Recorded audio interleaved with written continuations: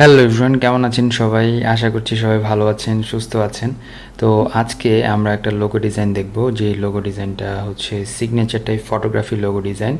Actually এই ধরনের logo design অনেকে খুঁজে থাকেন এবং আমাকে জিজ্ঞাসা করেন যে কী ধরনের আমি হচ্ছে টেকনিক অ্যাপ্লাই করে এই লোগো ডিজাইনগুলো করি।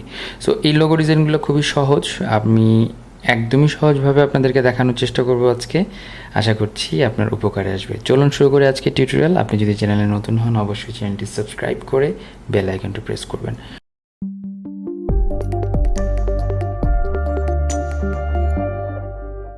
প্রথমে যে কাজটা করব সেটা হচ্ছে আমি চলে যাব ইলাস্ট্রেটরে। ফটোশপে পরে আসব, আপনি চাইলে ফটোশপে বানাতে পারেন, আপনি চাইলে ইলাস্ট্রেটরে বানাতে পারেন। সো আপনার যেটা সহজ মনে হয়, বাট আমি ইলাস্ট্রেটরে বানানোটা কমফোর্ট ফিল করি বিকজ অফ যখন আপনি এটার প্রিন্টে যাবেন তখন আপনার ইলাস্ট্রেটরের ফাইলটা সবচেয়ে বেশি কাজে লাগবে। তার মানে ধরুন আপনি এই লোগোটাকে টি শার্টে প্রিন্ট করতে চান, বা আপনি চান এটাকে হচ্ছে যে আপনার নোটবুকে বা আপনার ভিজিটিং কার্ডে, তো সেই ক্ষেত্রে কিন্তু আপনার এআইতে করা বা ইলাস্ট্রেটরে করাটা বেশি বুদ্ধিমানের কাজ হবে। তো তাহলে আমি সেটাই দেখাচ্ছি, আর ফটোশপেও হচ্ছে যে কিভাবে করবেন সেটাও দেখিয়ে দেব। তো চলুন আমি চলে যাচ্ছি হচ্ছে ইলাস্ট্রেটরে। তো ইলাস্ট্রেটর থেকে যে কাজটা করব সেটা হচ্ছে যে প্রথমে চলে যাব ফাইল থেকে নিউয়ে চলে যাব।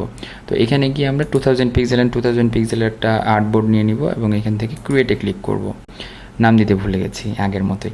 সো আসলে এটা সব ডিজাইনারে করে যে আসলে রিনেম করতে ভুলে যায়, আনটাইটেল নামে থেকে যায়। সো আপনি এটা রিনেম করে নেবেন কাইন্ডলি।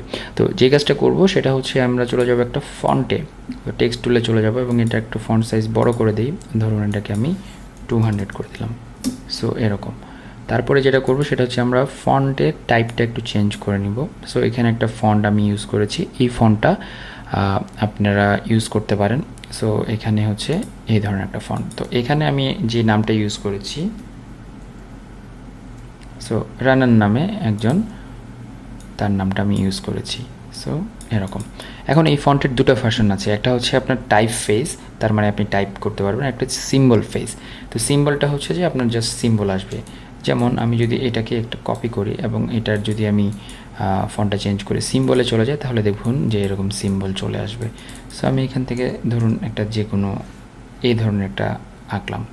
সো আমি একটা রাখবো, একটা কেটে দেবো, অ্যাকচুয়ালি এটাকে রেখে দেবো। যাই হোক, এটাকে আমি আউটলাইন করে নিচ্ছি। আউটলাইন করলে এটার ফন্ট থাকছে না, এটা হচ্ছে একটা ভেক্টরে পরিণত হচ্ছে। এটাকে বাদ দিব, এটাকে রাখছি। সো রনন, এটাকে আমি জাস্ট একটু এরকম করে দেবো।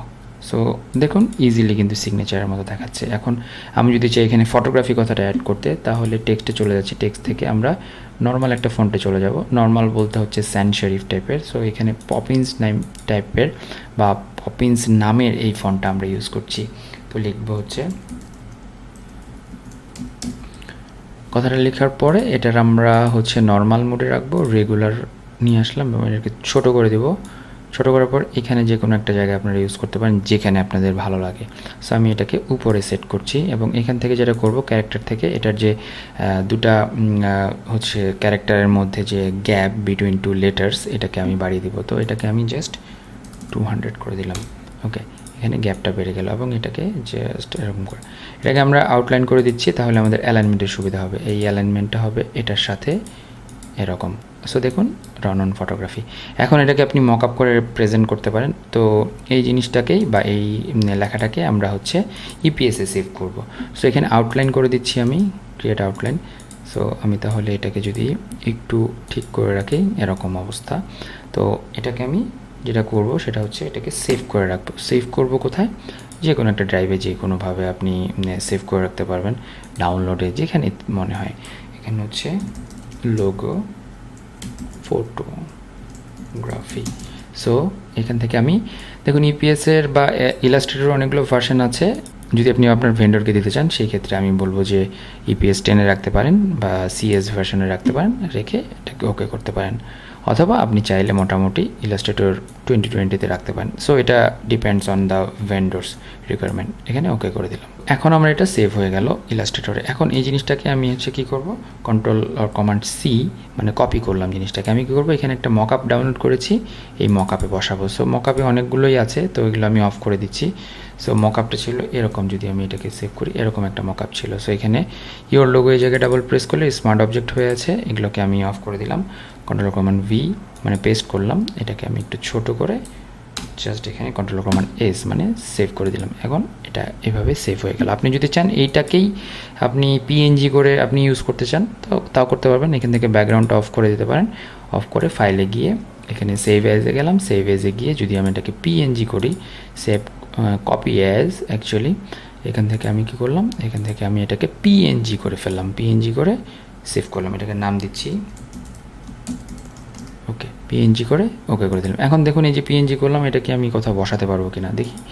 আমি ওপেনে চলে যাচ্ছি, আমি একটা ছবি নেই, যে কোনো ধরনের একটা ছবি যদি নেই আমি, ধরুন রিটাচিংয়ের এই ছবিটা হতে পারে। এই ছবিটার মধ্যে যদি আমি বসাই, প্লেস এমিরেটে গেলাম, এখান থেকে গিয়ে আমি হচ্ছে পিএনজি ফাইলটাকে নিয়ে আসলাম। দেখুন আপনি চাইলে এটাকে এভাবে বসিয়ে দিতে পারেন যে কোনো একটা জায়গায়। এটাকে রাইট প্রেস করে রিস্টাইলাইজ দ্য লেয়ার। দেখুন আপনি চাইলে সিগনেচারটা এখানে বসাতে পারেন, এখানে বসাতে পারেন, বা মাঝ বরাবর বসাতে পারেন, বা এখানে মাঝ বরাবর বসাতে পারেন, wherever you can use that. এছাড়াও আপনি যদি মনে করেন যে না আমি এখানে একটা সাদা লোগো বসাবো, তাহলে এইটাকেও আপনি কী করতে পারেন, সাদা একটা ফরম্যাট করতে পারেন। কন্ট্রোল কমান্ড এখানে হচ্ছে যে অপশন প্রেস করেছি আমি, এটাকে যদি আমি সাদা করে নিই, ওকে, এটাকে সাদা করার পর এটাকে পিএনজিতে সেভ করতে পারি, এক্সপোর্ট দ্য অ্যাসেট। তো এখানে ডাউনলোডের মধ্যে আমি এটাকে চুজ করলাম এবং 300 ppi দিলাম, পিএনজিতে দিলাম, তার মানে কি ট্রান্সপারেন্ট ব্যাকগ্রাউন্ড হবে। সো এখান থেকেও আমি কিন্তু এটা ইউজ করতে পারবো। তাহলে আমি যদি এই ফটোগ্রাফিটাই ধরুন, এখানে যদি প্লেস এমবেডেড করি এবং এখান থেকে যদি আমি এই লোগোটাকে সাদা যে অপশনটা আছে, ভার্সনটা আছে, এটাকে এখানে বসিয়ে দিতে পারি। ওকে, আর যদি আপনি কালো ভার্সন চান, তাহলে সেই ক্ষেত্রে আপনাকে কালো যে ভার্সনটা আছে সেটাকে আপনি এক্সপোর্ট সিলেকশন করতে পারেন এবং এটাকে ওই সেমভাবে এক্সপোর্ট করবেন। তাহলে কি হবে, তখন হচ্ছে যে আপনার কালো ভার্সনটা ওখানে চলে আসলো। ফাইলে গেলাম, ফাইল থেকে প্লেস এমবেডেডে গেলাম, এখান থেকে কালো ভার্সনটা আমি নিয়ে আসতে পারবো।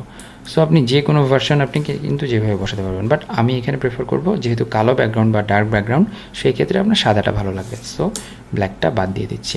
তো এই ছিল আজকে টিউটোরিয়াল। আশা করছি এখান থেকে উপকৃত হবেন, অনেক কিছু শিখতে পেরেছেন আশা করছি। ভালো থাকবেন সবাই, সুস্থ থাকবেন, keep me in your prayers. আর অবশ্যই শেয়ার করতে ভুলবেন না, এবং আপনার যদি কোনো ধরনের কোয়েশ্চেন থাকে অবশ্যই কমেন্ট করতে ভুলবেন না। ভালো থাকবেন সবাই, আল্লাহ হাফেজ।